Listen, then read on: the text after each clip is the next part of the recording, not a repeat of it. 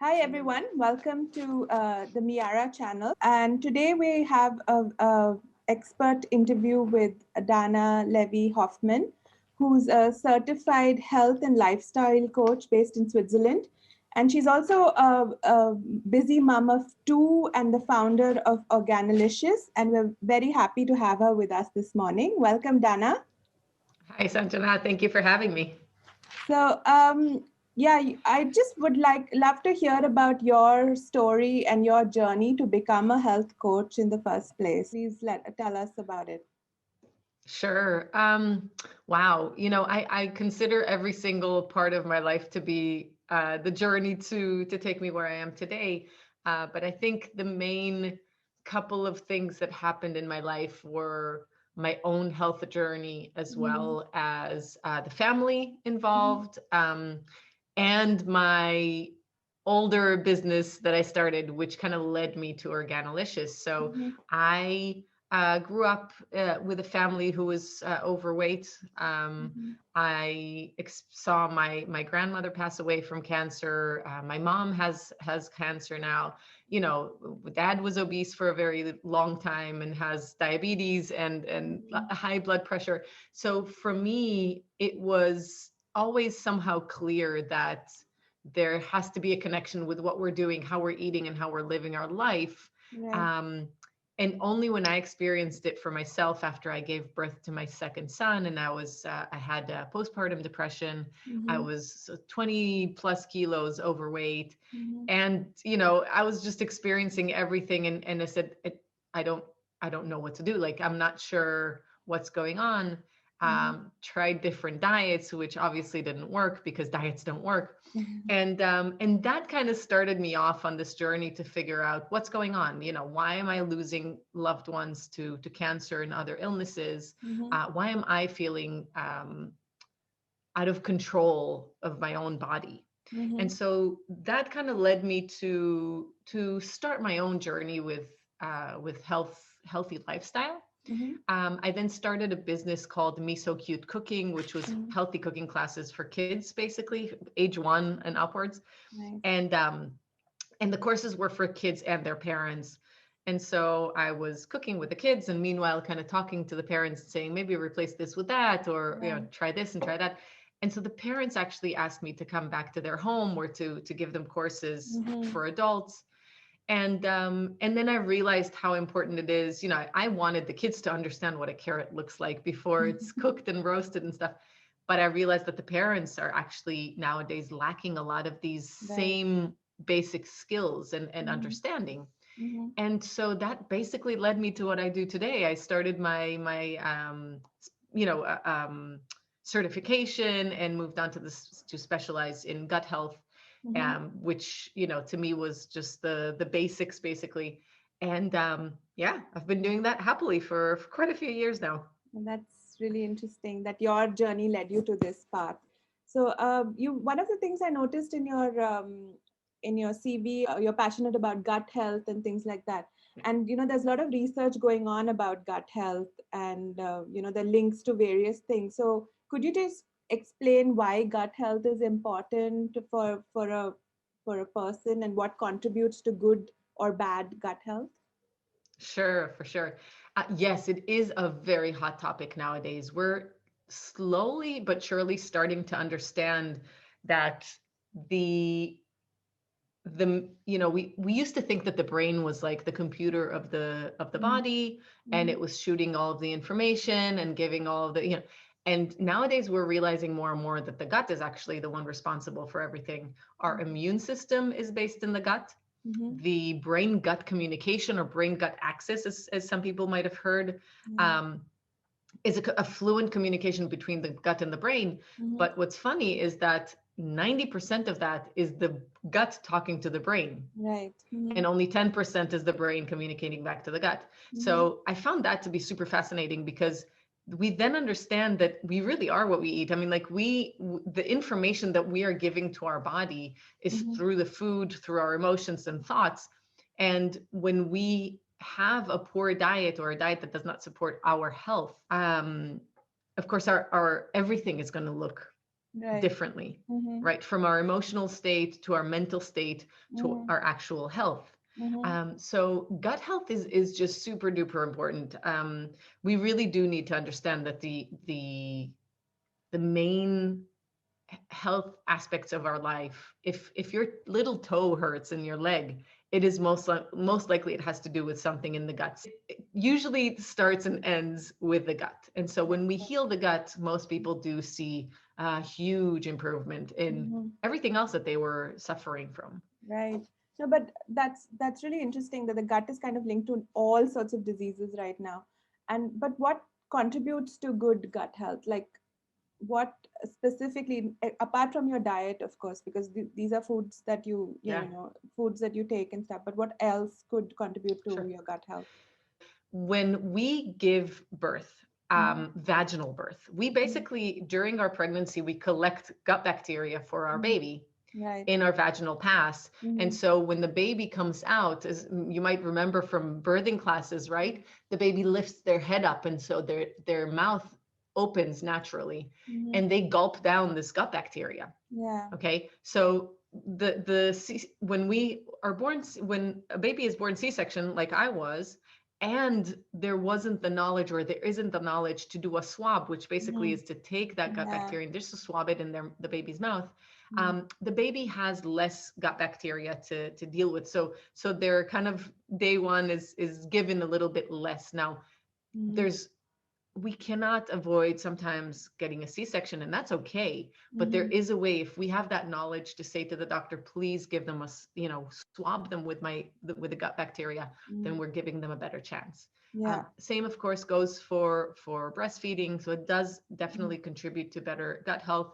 I Mm-hmm. am not saying that bottle feeding is a bad thing. Yeah. Feed your baby whichever way you Right. can, Yeah. but you do need to understand that it does play a Impact. role in Mm-hmm. their gut Mm-hmm. health. And then, of course, there's stress. Stress is a huge one. And a lot of people don't understand that. They think that they're just going to eat healthy and exercise like Yeah. crazy and they'll be fine. But exercise can actually put even more stress on the body. And Right. so when we look at kind of life, and the first things that I talk to my clients about as well is stress. That's a big one. It's a huge one. Right. Yeah, that's true.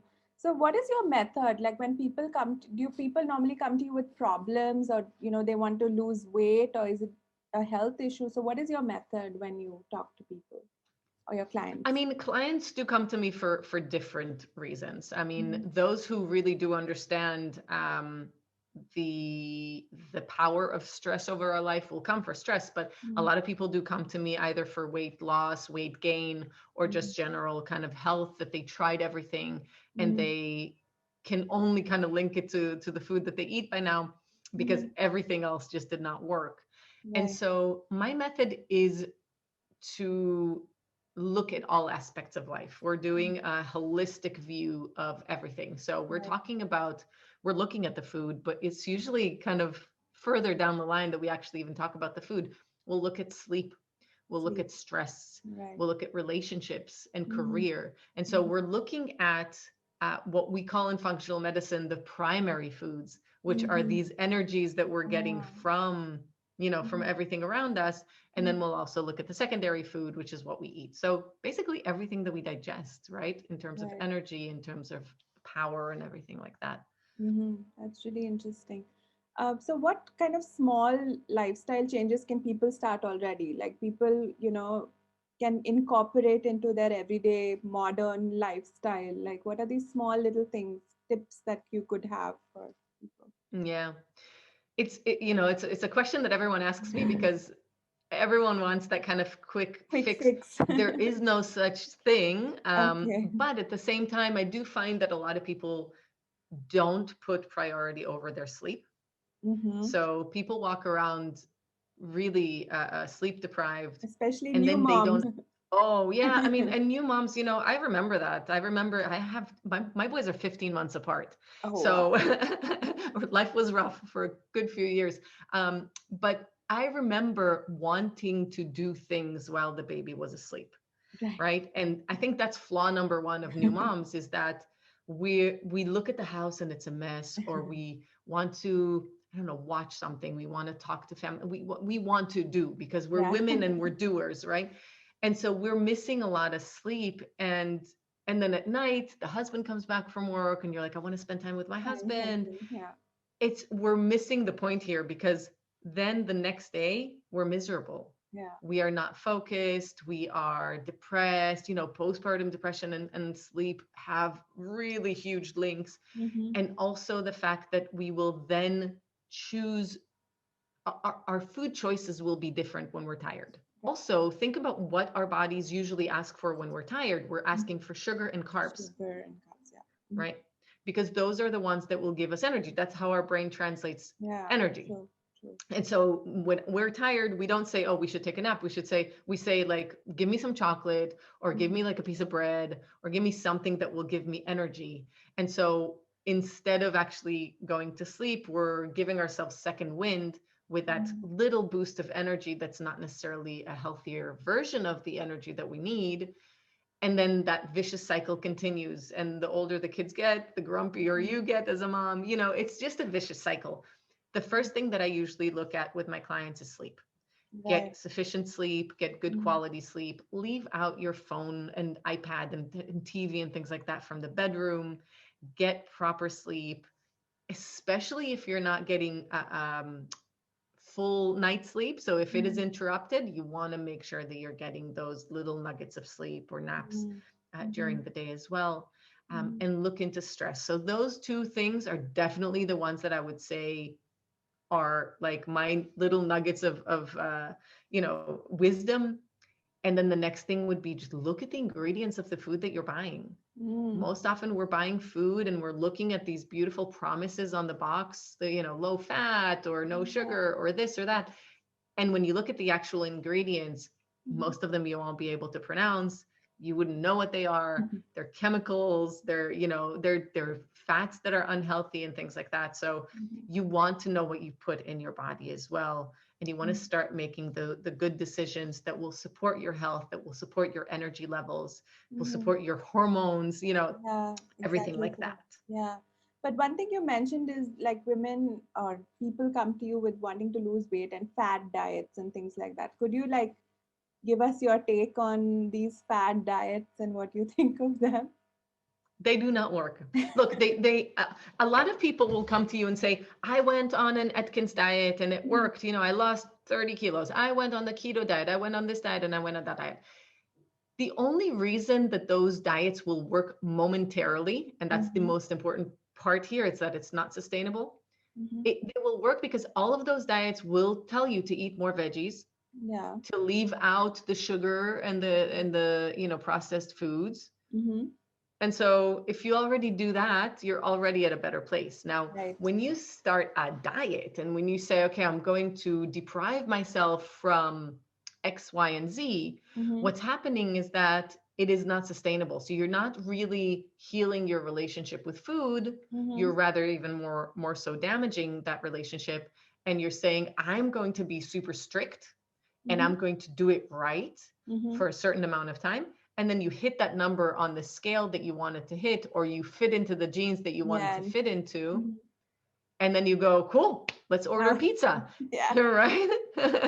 And then you go back to the same way Yeah. and it just doesn't work. It's not sustainable. So my idea of a healthy lifestyle is deliciously sustainable lifestyle changes. It's what we're doing should be long lasting. It should last our whole lifetime. So we want to heal the relationship with food, meaning we want to know why we're emotionally eating. We want to know why we're reaching out for certain things, and we want the higher quality of those foods. So Right. instead of empty carbs, you want whole grains, you want beautiful sources of carbs, instead of harmful fats and oils that are super high on omega-6 and are highly inflammatory and will make you sick. You want to go for the healthier fats. So there are a lot of factors, and of Right. course the factor of your gut and your individuality is also super duper important. But fad diets, I mean, unless you love, I don't know, being deprived and miserable for months on end, I would say it's not the way to go. Right. No, but I think what you're saying is that there has to be this lifestyle and this change in mindset. So it's like a lot of, you also have to give your clients a lot of emotional support in that sense, because people are just brought up in a certain way and with certain mindsets and certain food, like you say, relationships with food. So it's a lot of that as well that you do. So you also provide that Yes. support. 100%, 100%. I have some background in psychology as well, which was my passion in previous life. Um, but yes, it is. It's very much, a lot of people are looking for accountability partners. A lot of people are looking for a person to, again, not only tell them eat this, don't eat that, but Mhm. rather like, again, explain why they emotionally eat and how we can kind of deal with those aspects of life. Right. 100%. So another question that I had is, could you kind of walk us through, I mean, without, of course, being anonymous and everything, walk us through a problem that a client has come to you with and how you went about, helping them through that Yeah. process? It I could. mean, wow, there's so many. There's so many and they differ, but the one that I love talking about is actually my dad because Okay. as we know, changing, convincing your own family of anything practically is really, really, really hard. And I know that, from where I come from, and I definitely know where you come from, we have that same kind of idea of like the parents know best The and stop anyway, talking nonsense. Yeah. right. And it's kind of that idea. So um, what happened was my dad, literally ever since I was maybe 3, he had high cholesterol and Mm-hmm. diabetes. Mm-hmm. And years later, about 26 years after he was diagnosed with all of those things, he got he wounded his foot, which, as we know, with diabetes is super super dangerous. Couldn't even feel it. It got really bad. He came to visit. It was still in a bad shape, and I just said, dude, they will cut your foot off. I mean, come on. And so I kind of started incorporating him in the kitchen. He's a very picky eater. He usually doesn't eat many vegetables. He's been harming himself, since he was a child. And because of his background, I never blame anyone. We Right. can definitely Yeah. see links to that. Long story short, we changed his diet.